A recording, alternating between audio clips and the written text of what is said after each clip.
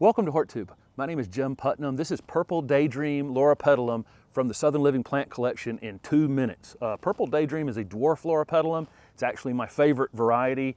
It only gets about 2 to 3 feet in height and about 3 to 4 feet in width. It has a beautiful weeping habit. I container planted this one last fall. It survived the winter beautifully. It's hardy in zones 7 to 10. Requires at least a half a day's sun all the way to full sun.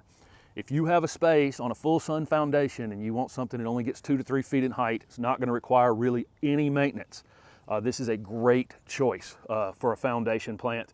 I've got it blended into some dwarf pittosporum and some lemon lime nandinas here. It looks great in this area. One of the great new developments in loropetalum in the last decade is the old growth is purple as well. It used to be that the new growth was purple and the old growth turned green over time.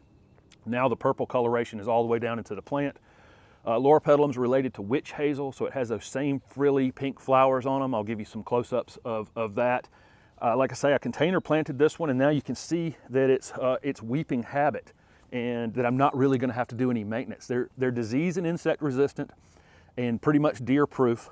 They like moist, well-drained soils. In my clay soil in my yard, if I'd put this in the ground, I definitely need to elevate it a little bit. They can be pruned after they flower in the early spring and fertilized at the exact same time, late winter, early spring on the fertilizing, and that's pretty much it. This is a very low maintenance plant that you can install and not really have to worry about, and it offers you a year-round color. Thank you very much for watching this 2-minute version of this variety. Feel free to search on my channel. You may find that I have done or previously done this variety in a longer format, and it may offer more information.